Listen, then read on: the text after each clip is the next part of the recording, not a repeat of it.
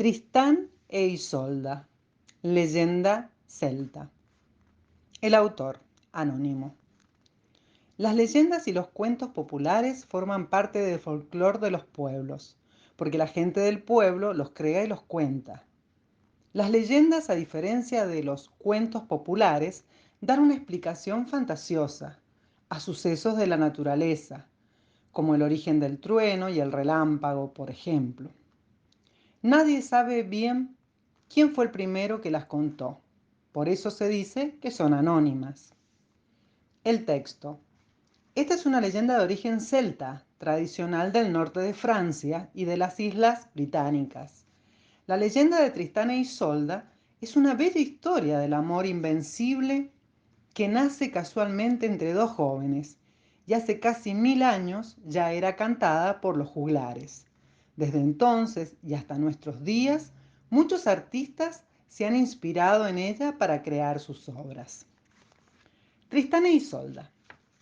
Esta historia comienza en el neblinoso y lejano reino de Cornualles, en una época de valientes guerreros y sangrientas batallas, de reyes caprichosos y de hechiceras capaces de curar heridas mortales y fabricar filtros para el amor. En el reino de Cornualles nació Tristán, y su llegada a este mundo estuvo rodeada de tristeza, porque sus padres murieron al poco tiempo. Como había quedado huérfano, lo crió su tío, el rey Mar de Cornualles, que tenía serios problemas en su reino, a causa de un injusto impuesto que le cobraba el rey de Irlanda. Pasó el tiempo y el joven Tristán, indignado por la penosa situación que atravesaba su tío, retó a duelo al encargado de cobrar el famoso impuesto, que era un enviado del rey de Irlanda. La suerte estuvo del lado de Tristán, que resultó vencedor aunque sufrió una grave herida. Siguiendo el consejo de los viejos sabios, Tristán viajó a Irlanda para curarse esta herida, porque solo una mujer nacida en el lugar de donde había salido el agresor podía sanarla. Mientras tanto, en la corte de Cornualles había planeado que en el mismo viaje Tristán pidiera la mano de Isolda, la hija del rey de Irlanda, para su tío Mar. Esta era la manera como se arreglaban en aquella época los conflictos entre reinos. Como el rey Mar era ya mayor, la anciana que había criado a Isolda sintió pena porque su niñita tendría que casarse con un hombre tan viejo.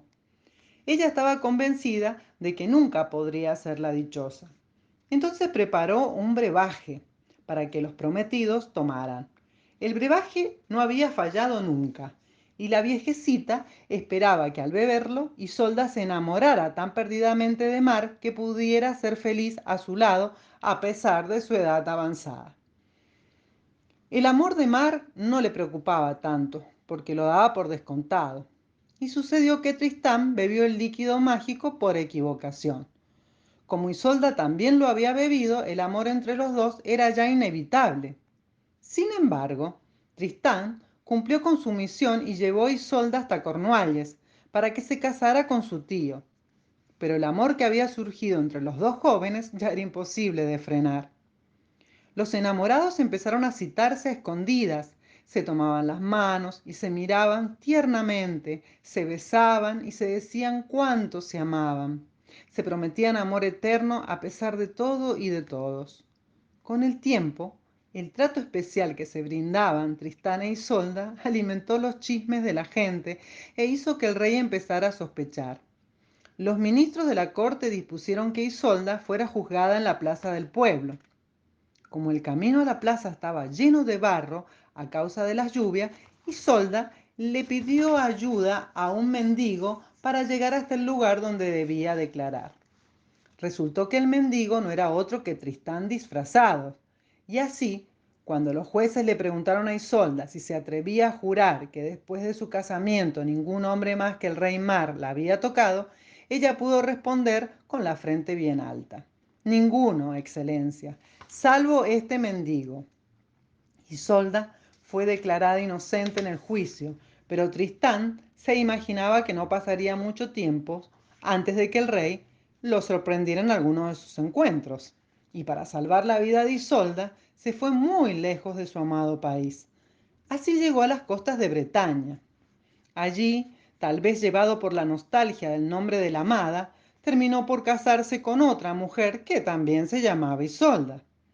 La vida de Tristán transcurría más o menos tranquila, teñida de melancolía por el recuerdo de aquella Isolda de Cornualles, hasta que un día fue herido de muerte en uno de esos duelos a los que era tan aficionado. ¿Cómo ignorar que la única mujer en el mundo capaz de sanar ese tipo de heridas era Isolda, que había heredado esa sabiduría de sus antepasados?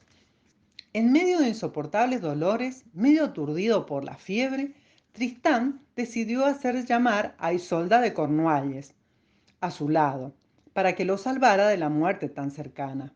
Pidió al mensajero que, como le había encomendado una misión difícil de cumplir, al volver le avisara su resultado, desplegando las velas de sus naves, blancas, si Isolda lo acompañaba, y negras si ella no había querido obedecer a su llamado.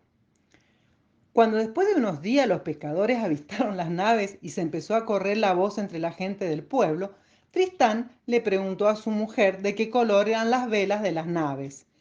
Ella, carcomida por la rabia y los celos, le contestó: traen velas negras. A los pocos minutos, Tristán, que había conservado un poco de vida solo por la esperanza de volver a ver a su amada, murió de tristeza. Cuando Isolda llegó a la presencia de Tristán, ya hacía unas horas que había muerto. Entonces ella, que con el impulso del amor había desafiado las leyes de su reino y había arriesgado su propia vida, no pudo soportar el dolor de haber perdido la vida del ser que más quería. Se tendió al lado del cuerpo inmóvil y también murió de pena. Los cuerpos de los enamorados fueron llevados a Cornualles y el rey Mar decidió que se los sepultara bastante alejados. Pero cuenta la leyenda que de la tumba de Tristán nació una enredadera que, a pesar de haber sido cortada varias veces, insistía en llegar con sus brotes hasta la tumba de Isolda.